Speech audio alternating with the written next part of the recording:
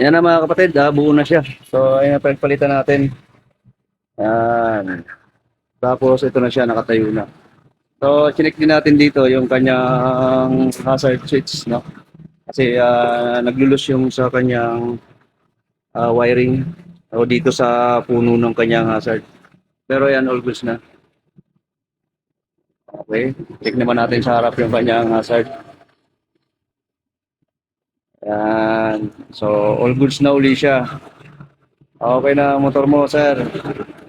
Ayan, naikabit na rin natin lahat ng mga pinamili natin kanina, yung inyong mga pinakabit. Ayan, so nakakabit na rin dyan ng ating swing arm.